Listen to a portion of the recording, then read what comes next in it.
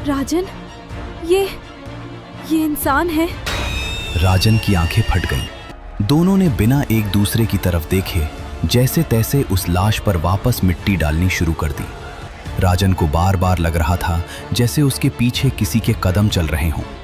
दोनों बिना बोले घर के अंदर घुस गए और दरवाजा जोर से बंद कर दिया। दोनों घर के अंदर आकर चुपचाप बैठ गए। न कोई बात, न कोई सवाल। सिर्फ दोनों के चेहरों पर पसीना था, जैसे धूप से नहीं, डर से भीगे हुए हों। राजन जमीन पर बैठा था। उसकी नजर एक ही जगह टिकी हुई थी, जैसे आंखों के सामने से वो मंजर अभी भी हटा ही न हो। मालती चारपाई के किनारे बैठी थी। उसके हाथ अब भी कांप रहे थे। कुछ पल बाद राजन ने धीरे से, बहुत धीरे से कहा, क्या तुमने वो देखा मालती? मालती ने उसकी तरफ देखा। उसकी आंखें लाल हो चुकी थीं। मेरी आंखों के सामने से वो छवि जा ही नहीं रही, चाहे आंख बंद कर लूं। मुझे बेहद डर लग रहा है राजन, बेहद।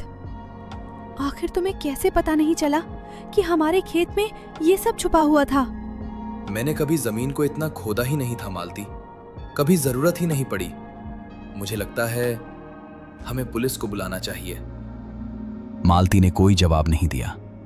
उसकी आंखें एक ही जगह जमी हुई थीं, जैसे उसके दिमाग में कुछ और ही चल रहा हो। राजन ने उसकी तरफ देखा, पर मालती ने नजर नहीं मिलाई। कुछ पल रुककर राजन खड़ा हुआ। उसने सोचा यही सही रहेगा।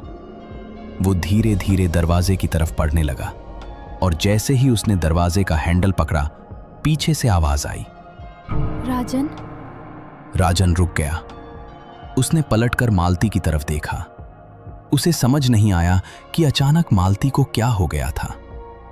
मालती भी उठ खड़ी हुई और धीरे धीरे राजन के पास आई। माहौल पूरी तरह शांत था, पर न जाने क्यों दोनों के दिल में एक अजीब सी घबराहट थी। क्या हुआ मालती? मुझे एक बात बताइए, क्या वो इंसान वही था जहां हमारी फसल अच्छी उग रही थी? राजन कुछ पल के लिए चुप हो गया। वो लगभग 2 मिनट तक सोचता रहा। उसके दिमाग में खेत का वो हिस्सा घूम गया जो हमेशा बाकी जमीन से ज्यादा हरा भरा रहता था। हाँ, वही था। मतलब जो जमीन इतने दिनों से बंजर पड़ी थी, जहां कुछ भी नहीं उगता था, वहीं इतनी अच्छी फसल आई जो हमारे घर तक पैसे लेकर आई, और वो भी सिर्फ हमारे आधे खेत में। इसका मतलब क्या है, तुम समझ रहे हो राजन? राजन का चेहरा धीरे धीरे पीला पड़ने लगा। और किसने उस इंसान को वहां गाला था? कौन था वो इंसान? ये बात आज तक किसी को पता नहीं चली। जहां तक मेरी समझ है, मुझे लगता है इस इंसान को यहाँ गाड़े हुए लगभग 1 साल से ऊपर हो चुका है। तुम्हें कैसे पता? क्योंकि वहां सिर्फ हड्डियां बची थीं। ये तुमने सच कहा, पर ये सब बातें हमें पुलिस को बतानी होंगी। मैं उन्हें बुलाकर लाता हूँ। रुको, क्या तुम्हें समझ नहीं आ रहा? इतनी छोटी सी बात, हमारी फसल का अच्छा होने के पीछे का राज वही इंसान था जो हमारे आधे खेत में गड़ा हुआ था। अगर हमें अपनी परिस्थिति सुधारनी है तो हमें और खेती करनी होगी और जमीन में नया खाद डालना होगा। पर मालती, हमें खेती करने के लिए बस एक बार इस कंकाल के बारे में हमें और इंसान गाड़ना होगा। एक खेत में एक इंसान। राजन का चेहरा बिल्कुल सफेद पड़ गया। उसे समझ ही नहीं आ रहा था कि मालती क्या कहना चाहती है। पर मालती अपने मन में फैसला कर चुकी थी। वो ठान चुकी थी कि इस गरीबी से बाहर निकलने के लिए वो कुछ भी कर सकती है। उस रात मालती बिना राजन को बताए घर से चली गई।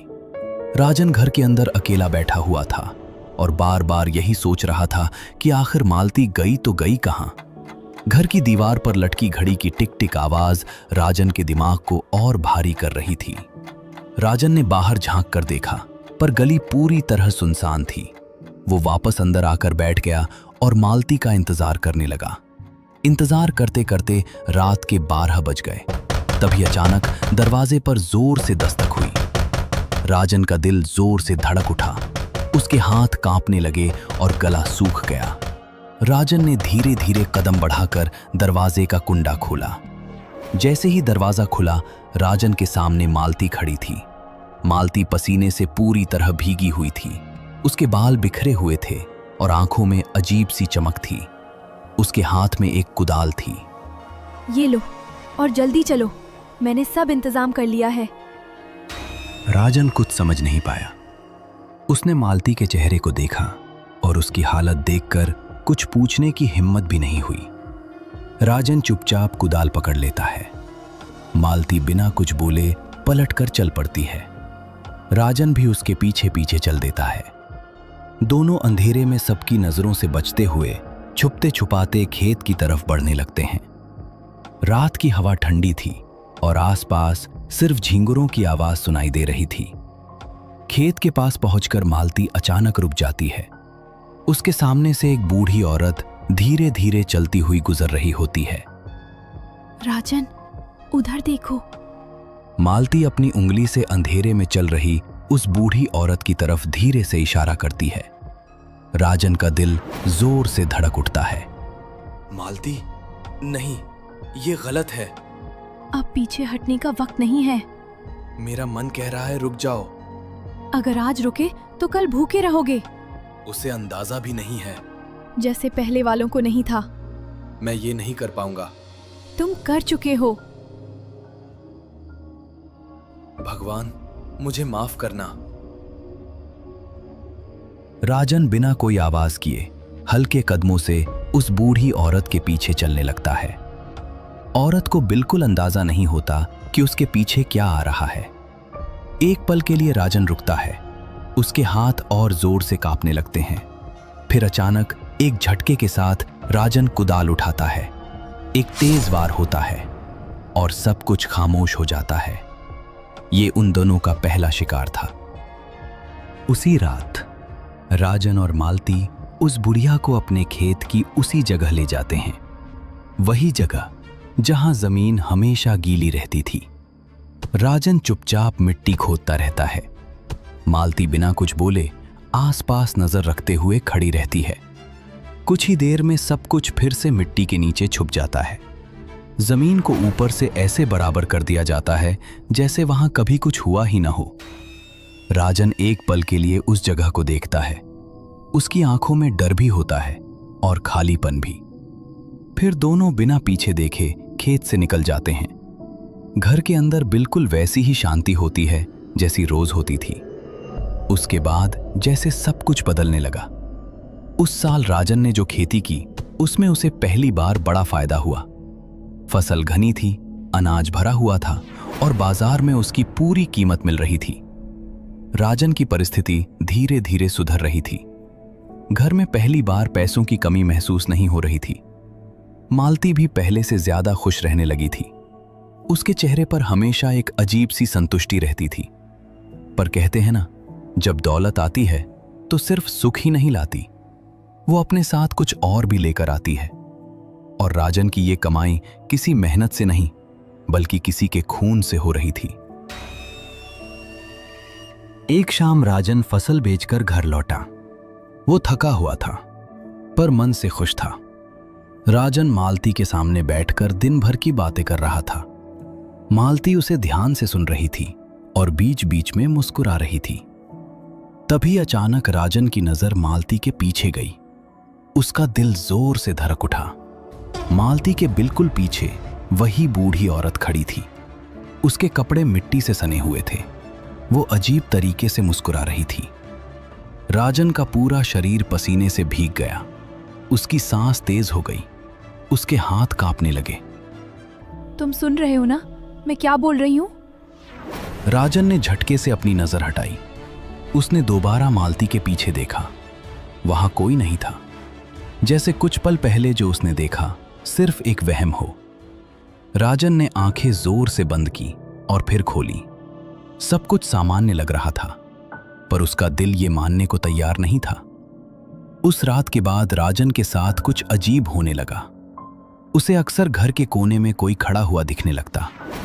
कभी खेत के बीच उसे किसी के चलने की आवाज सुनाई देती। कभी रात को सोते वक्त किसी के सांस लेने का एहसास होता। और धीरे धीरे राजन को मरे हुए लोग दिखने लगे। राजन और मालती अब मिलकर हर साल गांव का एक आदमी गायब कर देते थे। गांव की अंधेरी रातों में उनकी चीखें कभी किसी को सुनाई नहीं दी। न कोई गवाह था और न ही कोई निशान। एक तरफ राजन की परिस्थिति सुधर रही थी, नया घर, अच्छे कपड़े और इज्जत, और दूसरी तरफ पिछले 5 सालों में गांव से 5 लोग अचानक गायब हो चुके थे। उन 5 लोगों का आज तक कोई पता नहीं चल पाया। न लाश मिली और न ही कोई सुराग। ये राज बस राज बनकर ही रह गया। पर जिस तरह राजन की हालत बदली थी, उसकी कीमत भी उतनी ही भारी थी। परिस्थिति सुधर चुकी थी, लेकिन राजन की हालत दिन ब दिन बदतर होती जा रही थी। अब उसे सिर्फ वो बूढ़ी अम्मा ही नहीं दिखती थी, उसे बाकी के 4 गांव वाले भी दिखने लगे थे।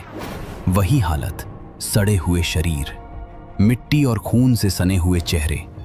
कभी रात को कमरे के कोने में खड़े रहते, कभी खेत के बीच उसे घूरते हुए दिखते, कभी उसके कान के बिल्कुल पास आकर धीरे धीरे सांस लेते। राजन हर वक्त घबराया हुआ रहने लगा था। उसका शरीर हमेशा पसीने से भीगा रहता था। उसकी आंखों के नीचे काले घेरे पड़ चुके थे। अब तो हाल ये था कि अगर मालती भी उसके पास जाती तो राजन डर के मारे चीख पड़ता। कभी कभी वो उसे भी पहचान नहीं पाता था।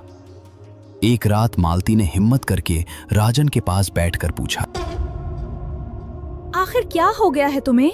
इस तरह क्यों बर्ताव करने लगे हो? न ठीक से खाते हो, न ठीक से सोते हो, रात भर जागते रहते हो। आखिर क्या कमी है आज हमारे पास, बताओ। राजन ने अपना चेहरा दूसरी तरफ घुमा लिया। उसकी आंखों में डर था और उस डर के पीछे कोई और ही चीज छुपी हुई थी। तुम सो जाओ, मुझे अभी कोई बात नहीं करनी। सो जाओ, हाँ सो जाओ। मालती वहीं खड़ी रह गई। उसकी आंखों में आंसू आ गए। वो समझ ही नहीं पा रही थी कि आखिर राजन के साथ हो क्या रहा है। उस रात अचानक घर के अंदर जोर जोर से चीखने की आवाज आई। नहीं, छोड़ो मुझे, छोड़ो, जाने दो, मुझसे गलती हो गई। मालती घबराकर नींद से उठ गई। उसने तुरंत चारपाई की तरफ देखा। राजन पास में नहीं था। मालती का दिल जोर से धड़कने लगा। उसकी नजर बाहर वाले कमरे पर गई। चीखने की आवाज वहीं से आ रही थी। मालती जल्दी जल्दी उठकर बाहर वाले कमरे की तरफ बढ़ी। जैसे ही उसने कमरे में कदम रखा, उसकी सांस अटक गई। राजन जमीन पर पड़ा हुआ था। उसका शरीर कांप रहा था। उसकी आंखें फटी हुई थीं और वो जोर जोर से चीख रहा था। छोड़ो मुझे माफ कर दो, मुझसे गलती हो गई। मालती कुछ समझ नहीं पाई। उसे ये सब बेहद अजीब लग रहा था। वो राजन के पास घुटनों के बल बैठ गई। राजन, ये क्या हो रहा है? मैं यही हूँ। पर असल में राजन जो देख रहा था वो मालती नहीं देख पा रही थी। राजन को वे सब लोग एक साथ दिखाई दे रहे थे। वही बूढ़ी अम्मा, वही गांव के बाकी लोग, सभी उसी हालत में, सड़े हुए, मिट्टी और खून से सने हुए। सब धीरे धीरे राजन की तरफ बढ़ रहे थे। उनके चेहरों पर शिकायत नहीं थी, सिर्फ खामोश गुस्सा था। राजन उन्हें देखकर और जोर जोर से चीखने लगा। माफ कर दो, मुझे छोड़ दो, मैं और नहीं कर पाऊंगा। मालती सिर्फ इतना देख पा रही थी कि राजन हवा में हाथ मार रहा है, जैसे किसी को अपने पास आने से रोक रहा हो। उसकी सांस और तेज होती जा रही थी। फिर अचानक एक बहुत तेज चीख गूंज उठी और उसी के साथ राजन की आवाज बिल्कुल बंद हो गई। राजन वहीं जमीन पर गिर पड़ा, बिल्कुल बेजान।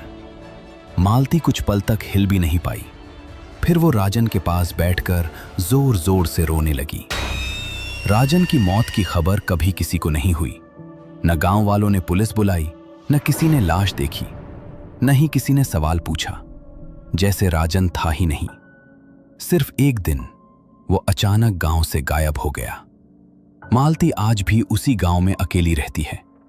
वही घर, वही खेत और वही जमीन। गांव वाले जब कभी मालती से राजन के बारे में पूछते हैं तो मालती बस इतना कह देती है, वो शहर गया है। उसके चेहरे पर न दुख होता है न अफसोस, बस एक अजीब सी शांति होती है, जैसे उसे सब पता हो। पर सवाल अब भी वही है, आखिर राजन के साथ हुआ क्या होगा? क्या वो सिर्फ डर से मरा, या फिर जमीन ने अपना पूरा हिसाब चुका लिया? और जो कुछ राजन ने किया, क्या वो सही था, या फिर गलत का फल देर से ही सही पर मिलता जरूर है? आप क्या सोचते हैं? क्या राजन अपनी किस्मत का खुद जिम्मेदार था, या फिर उसे उस रास्ते पर धकेल दिया गया जहां से वापस आना मुमकिन नहीं होता? अपनी राय हमें कमेंट करके जरूर बताइए।